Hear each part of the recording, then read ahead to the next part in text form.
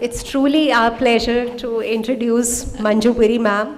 Actually, ma'am actually needs no introduction. Ma'am has been the professor and head at the Lady Harding Medical College, and it's an honor to listen to ma'am. Each and every talk what ma'am gives, we all love it. It's kind of Bible. What ma'am says, we believe it. So over to you, ma'am. Thank you. She's my student, so. So thank you, Shalini, for that lovely introduction. And I thank Akriti for having me here. Interesting concept and lovely topics. Great academic, and you've really brought in a lot of people who could deliberate upon the subject more effectively. So episiotomy and perineal tears, what is new? I'll talk on this, but my videos are not new, they are the same. And most of you must have seen. I hope that you still get some new points from those same videos. So episiotomy is the most performed surgical procedure in obstetrics. And it was Sir Fielding Old, an Irish doctor who was the first one to describe episiotomy. And it was once widely used all over. In US till 2006, I'm saying in India it is still widely used. When ACOG made a recommendation saying against the routine use of episiotomy, they said it should be restrictive. So if we go by evidence, it is restrictive use of episiotomy which should be practiced. With the concept of respectful maternity care coming up and the dictum that our mothers need to be allowed to birth in whichever position they want, they need not deliver in the supine position, which is not a good position to push out a baby. So I think this whole concept of discussing perineal tears and episiotomy becomes more relevant. So perineal body, we all know, is the region between the anus and the vestibular fossa. It contains the superficial and deep muscles of the perineal membrane, and it is the most common site for the laceration during childbirth. More than 53 to 89% of women will experience some form of perineal laceration at the time of delivery. Of these, 60 to 70% require repair. But episiotomy is not required by all because episiotomy is a second degree perineal tear we are causing. That is, a deliberate second degree. Most of the tears may be first degree. There could be some which would be second degree, and there would be still some which would be third degree. It is also important to know that incidence of clinical complete perineal tears or obstetric anal sphincter injuries vary between 0.6 to 9% after vaginal births with mediolateral episiotomy as well. So giving episiotomy does not mean that you're going to prevent all of these. So injury to the anal sphincter complex is the most common cause of postpartum anal incontinence and quite often goes undiagnosed. It is only if the whole thing opens up that one would diagnose 3A kind of injury where part of the external anal sphincter goes. That often goes undiagnosed unless we do a proper PR examination and ask the patient to squeeze. So looking at the prevention of perineal tears, there are a lot of things which have been researched. So antenatal exercises, antenatal perineal massage, birthing positions, especially lying sideways and on all fours, it reduces the incidence of perineal tears. Warm compresses, intrapartum massage, hands-on, that is perineal support, pushing in between the contractions and slowly. So all these things have been nicely researched. So I'll just take you through some evidence which is available. Now looking at the antenatal exercises, I think especially in public sector and in most private sectors as well, this part is not given importance. And what I ask my patients is that, mothers is that you can't run a marathon without preparing your body for that. So, they all of a sudden come during labor and then we expect them to put their all might and push out that baby, So imagine those contractions, they are already exhausted. So why not prepare their mind and their body for a vaginal birth and tell them what is required. So they need to be very powerful, both physically and mentally. So exercise avoids, this is a meta-analysis published in 2023. Physical exercise avoids excess weight gain, prevents GDM, increases abdominal muscle tone, increases the ability to push, reduces chances of operative delivery. So I guess antenatal exercises and yoga should form an integral part now as far as the antenatal care is concerned.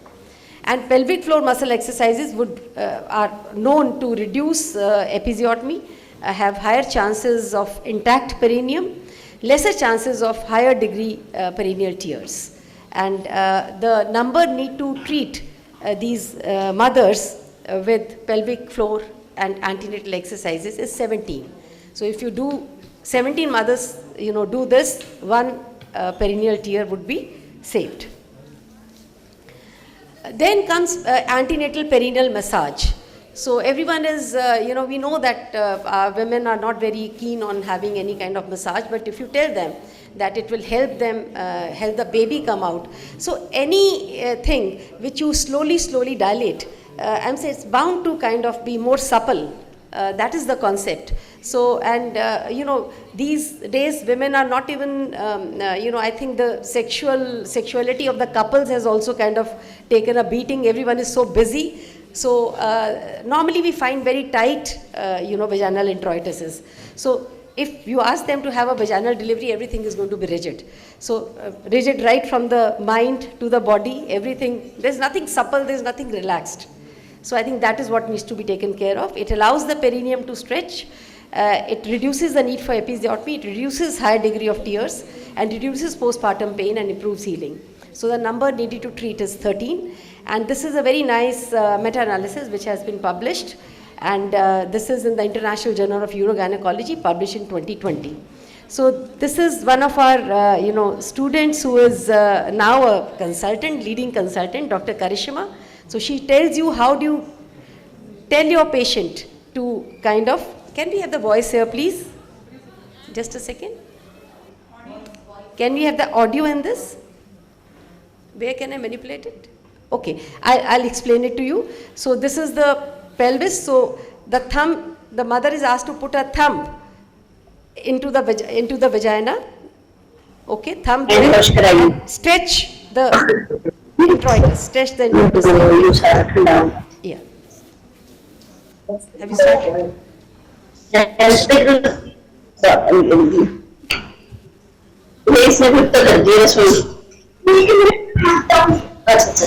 No, it's not coming. So thumb like this, basically it is the pelvis and the perineum like this. It has to be stretched sideways, right? And then on the perineum and ask so this is how it has been. So you can look it up in the picture. Let's put the video on. Yeah. So any kind of jelly or it can be used, inert jelly can be used. So this is the introitus, both the thumb going into the vagina about 2 centimeters, okay, both thumbs on either side. So they are in the vagina now. So trying to sideways stretching, gently stretching. It need not be rough. So gently the introitus is kind of widened, right? And after this, then both the fingers there, and now you are stretching the perineum, massaging the perineum, and 10 minutes is what is recommended. And if you do this, so 2 movements, one is pushing the posterior faucet, and second is taking it around. So this works. Then comes the maternal position. Maternal position is that actually what is advocated is in first stage she should be in any position she likes, and in second stage lateral position is something which will help her decrease the chance of perineal laceration. But all upright positions have their benefit. There might be tears associated with it, but they have their benefit. So they can be in the upright position while they are having their second stage, but at the time of birth they can have they can be kneeling on all 4, right? Or they can go left lateral, and that would be useful. So I think this is something which we need to kind of learn, and this is a good Cochrane meta-analysis which says that there is reduction in duration of second stage, reduction in episiotomy, reduction in assisted vaginal birth, and although there is unclear effect, right? I think it was 30 minutes for me. Yeah. So then we come to warm compresses. Now that also we know that in case there is anything hard, we tend to put warm compress. It definitely makes the tissues supple. So these can be done antepartum, and these can also be done intrapartum. So here also this is a good Cochrane analysis which has come up. They say that warm compresses can be made from clean washcloths or perineal pads immersed in warm water, and then you squeeze them so that all the extra water goes, and then they have to be kept on the perineum, right? So either the midwife or the partner, anyone can do it, and it leads on to fewer third and fourth degree tears, lower perineal pain, and it is highly acceptable. Perineal massages can also be provided in the intrapartum period. All that time while you are waiting and asking the patient to push, that's the time when you can provide her with those,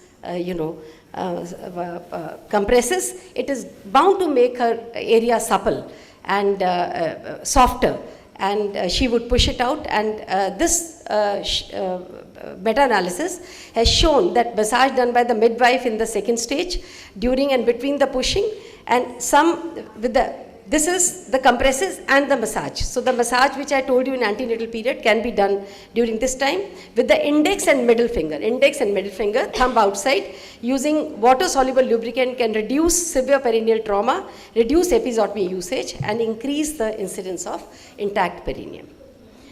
So perineal support, that's another thing. So this is the Finnish method of perineal support.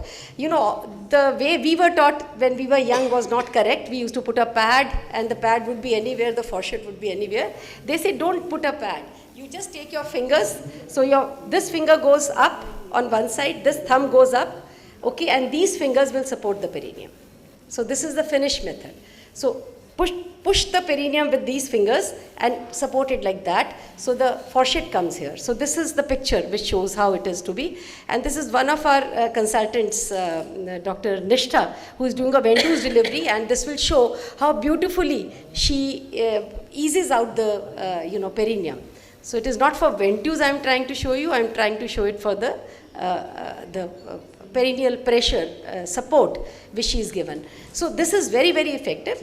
So don't push it, just support it, and keep the fourchette here, And in case you want to give local first, you can always give local pehle. That is perfectly okay. You can give local, you can give compresses, and then you can allow the head to come down and come. So it will take a bit of time, but I think I can't forward it actually. So, but I think you will. So she's applying traction at right angles. It's going up, right? So the perineum is getting stretched. She's a multigravida. It is quite a lax perineum. So the direction of ventouse is changing because it is always to be at right angles, otherwise it will come up. So now you see, she's kept this, and now this is not the Finnish method, but she's keeping it with her thumb and her fingers, okay? She's supporting that area so that it does not tear. The head is coming, and she will gradually push the perineum over the thing. She will push it gently. And the patient, it is a very gentle movement. It is not that there's no hurry. You have to be quite patient. Yeah, so there, see how nicely it comes. Yeah, so this is how it should be, right? So that is important, and okay. Then comes the restricted episiotomy. I have already told you that the episiotomy should be restricted. It is not for all. We have women who have, not very tight, introituses. So, and in case you ask them to do a massage, I am sure they become better. And, even their dyspareunia and other things later on would kind of get relieved. Because if they do a massage, that is good, right? And mediolateral episiotomy should always be given. It should be 60 degree. It is not that 45 degree. On a stretched perineum, it should go 60 degree. Because once the baby is born, then it kind of comes very close by. So it is 60 degree or beyond. So not, less than that. So it is written 40 to 60, but I think it should go at 60 degree. And these are scissors available which tell you how far it goes. And selective use reduces the risk of, OSE by 30%. And performing episiotomy to prevent tear in spontaneous delivery has no place in modern obstetrics, and we should reduce it.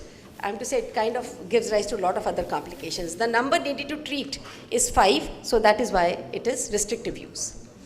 Now this is the anatomy of the perineum, which we all must know. Now supposing we know how to prevent it, but supposing it happens, then how are we going to repair it? So this is the perineum, and these are the muscles which come here. So this part between the fourchette and the anal margin is the perineum. And this is the intact perineum. We don't get to see the posterior vaginal wall in case the perineum is intact, right? And these are the muscles. You have the bulbocavernosus coming from the top. Look at the direction of the muscles. You have to identify when you pull at the muscle, you should know this is bulbocavernosus because it is coming from above. Transverse will come from the sides, and the anal sphincter will always retract posteriorly because they are inserted onto the skin. So when you pull at the fibers, you will know what muscle is this. So please approximate right muscles to the right muscles. Right. So as far as the anal anatomy of the anal canal is concerned, we know that the continence mechanism is contributed by the inner sphincter, which is the continuation of the smooth muscles of the rectum. So this is light pink in color, and then you have the external, and this is supplied by, it has got a parasympathetic supply, and the skeletal, the somatic muscle nerves would supply the external sphincter. And these are the 3 bellies, and the last belly is attached to the skin. And that is why when it is torn, one side retracts and the other side is longer. So you must understand that you have to bring it out, otherwise you don't approximate it correct. And if you see here, so this is how the muscles are shown. These would be bulbocavernosus, the top part. These would be transverse, and this would be external. We don't pay attention to bulbocavernosus. It is very important for women having, good sexual, I think when we are talking about vaginal rejuvenation. So that to attain orgasm, these muscles are very important to be restored, right? So I'll skip these. So tears could be 1st degree, 2nd degree, 3rd degree, and we all know that. 4th degree in case anal epithelium is gone. The basic principle is to assess the damage. Now that is most important, and then an anatomical approximation, complete hemostasis and tension-free repair. And don't leave too much of suture inside. Now this is something which is very important. Whenever we have given an episiotomy or there is a tear, we should not just start, separate, see and start. So it has to be visual examination, palpation, so, and doing a PR. You must do PR 2 times, right? So see it, separate it, see, like you are seeing here, this is the vaginal mucosa, these are the muscles, okay? The next is that you put your finger in the rectum and with the thumb anteriorly do a pin rolling movement and ask the patient to squeeze. So once she squeezes, that's the time when you understand whether any of the anal sphincter fibers have gone, because something will be seen retracted on both sides, and you can always feel the tone. So this is always a step which should be done. Here the anal sphincter is intact and here it is torn, okay? So it should be done as a part. Now I'll just tell you how to identify the different layers. 3 muscles. So that's the vaginal mucosa, okay? So this is the vaginal mucosa. So this muscle you can see is coming transversely. So transverse perineal muscle. So this muscle is coming from backwards, anal sphincter. This muscle is coming from above, bulbocavernosus. So these are the 3 bellies which you have to, identify. Now for the, internal sphincter, this is light pink in color. It may not be visible so well, but this is light pink in color to what I see. So if you clean it, if it is torn, it will retract upwards and outwards. So you can't just take it from the sides. You have to bring it down from above downwards, right? So that is what you must remember, because it is from the internal sphincter is coming from the rectum. So it is bound to retract upwards and laterally. So the muscles are going to go back from where they come. The surgical principle is to restore the continuity of both the external and internal sphincters and construct a thin perineal body and rectovaginal septum to provide a muscular and structural support between the anorectum and vagina. This is true even during episiotomy. Always put the muscle needle at right angles to take a good bulk of the muscle. You normally take it like this. So the muscles don't get approximated. So the muscle should be well taken. So round, always make a circle. Don't go straight. Then your needles also get bent, no? So that means the technique is not correct. So this I have already said. And the goal is to have a muscular cylinder which is 2 centimeter thick and 3 centimeter long. That should be. 2 centimeter thick is also important. And 3 centimeter long. So this is how to do the anal mucosa. So now we all agree that anal mucosa has to be done. The knots have to be towards the anal lumen. Right? So you use a 3-0 vicryl, and you can do it in continuous, you can do it in interrupted, whichever way. But the knots have to be towards the lumen. And when you come to the end, the last stitch you must keep long so that you know that this is the end of the mucosa, so that when you approximate the external sphincter over it, it is approximated well, right? Then this is the internal anal sphincter. The case which I was showing you did not have this injury. So this is what I said. It goes upwards and laterally. So with ALS, pick up that pink thing and bring it to the midline. Okay, and then give mattress sutures to this. So this is very important for intrinsic continence. When the patient, external sphincter is when she wants to pass motion, the continence at that time is because of external, but when you are moving around every day and you are not incontinent, that is internal sphincter. So you need to put that internal sphincter intact. So that is a very, very good principle. So pale, shiny, retracts laterally and upwards. And that's it. Now the external sphincter. This is very important. So this is beefy pink in color, beefy red in color. That is pink in color. So you can either do it, overlapping, or you can do end to end. Normally we do end to end if it is partially disrupted. But in case it is fully disrupted, then we do overlapping. So I'll show you overlapping technique. So you use 2-0 delayed vicryl. See how I'm getting it out. It is retracted inside. So see, I'm bringing it up, and it comes up, and it is beefy pink in color, right? So that is the direction from where the sphincter will come. Okay, and on the other side it will be kind of in front, so you can always pick up. And how do you test whether you got it? You apply traction and see if the skin lower down gets pulled up. So I'm just holding it here, and then if you pull it up, the skin is coming up, right? So it means it is correct. And now it has to be done by overlapping technique. So one stitch we will show you how to do. So once you have held both the sides together, right? Now the first stitch will pass far. This one is far. It comes inside from one edge. Then it will be near from the other edge. So near, another near, a vertical stitch. Okay? And now it will go back far on the other side. So once it goes far on the other side, when you pull at this stitch, the edge on this side will come underneath that edge, right? So that is how you have to go about. And it is always a good idea. You should be able to put 2 or 3 stitches. One stitch may not be sufficient, and we don't give figure of 8 stitches, right? So that is what the stitch is like. So one more far, and then near, and then once it is done, once you have brought it together, then the free edge, if you look here, the free edge is stitched over the belly of this side. You will have a free edge here, no? When the stitch, and so this also should be stitched so that it is nicely opposed. So I think for shortage of time, I will leave it. And then the last part is how to bring out the muscles. So I have already told you how to identify the muscles by their direction. Bulbocavernosus come from above, transverse perineum from the side, and sphincter from the below. So this is how the direction will be, and you will see here. So this was the episiotomy given. So I take this muscle. This is bulbocavernosus. That belly, round belly from the top, will be stitched to the bulbocavernosus on the upper side. See, this is the bulbocavernosus. I had already pulled. I know this is the fiber. Very important for orgasm later on. Okay. So please approximate it correctly and see how nicely it is approximated. Fine. So this is done, and now we come to the transverse perineum. So we pull it. So this is transverse. So you know that it is transverse perineum. So put muscles, sutures here, and that would be transverse perineum.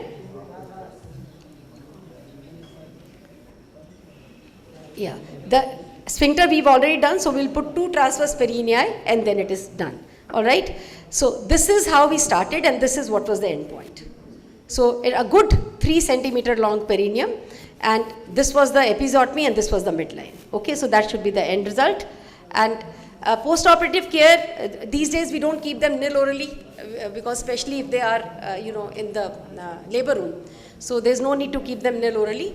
They can be on liquids, and after 1 day, then you start them on semi-solids and start them on laxative at that time. Okay, so that they should not have any painful, in 24 hours the epithelialization will take place, and we don't want hard stool to pass, right? And if you have given GA or something, you can do it under regional. If you have given GA, then keep them nil only for 6 hours as much as is required, right? So that is it. And stool softeners I've already told you, and make sure they are given stool softeners for 15 days so that they do not pass hard motion, and physiotherapy and pelvic floor exercises after 6 to 12 weeks. And make sure they are debriefed, and follow-up is after 6 to 8 hours. I will not go into these details, I'll leave. So my key messages are that perineal trauma is common.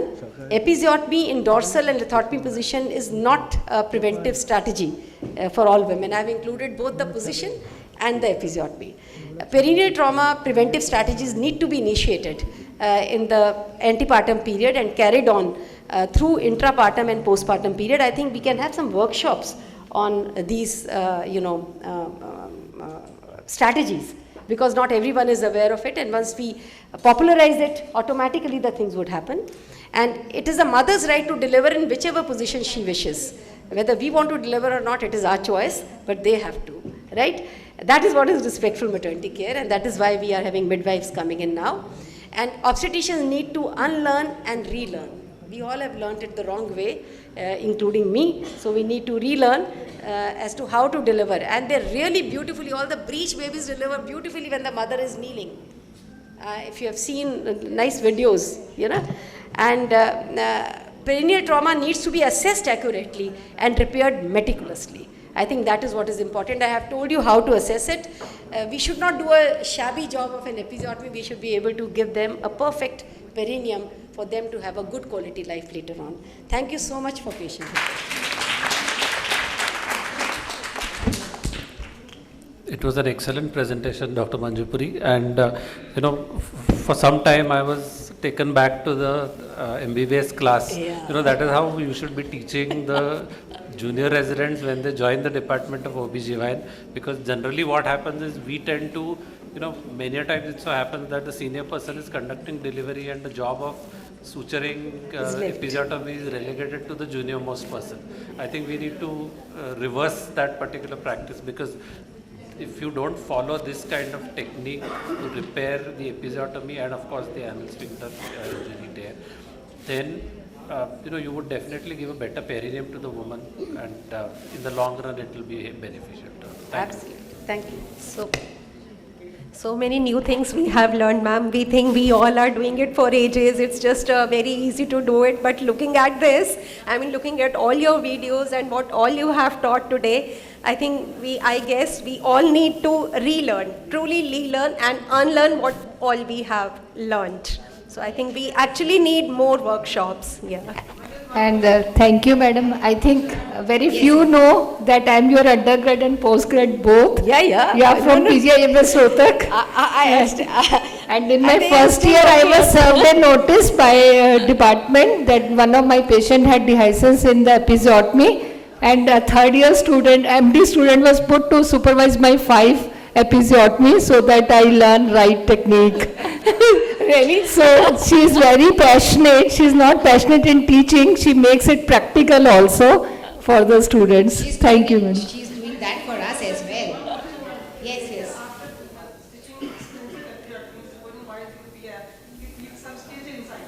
Ma'am, बैठना.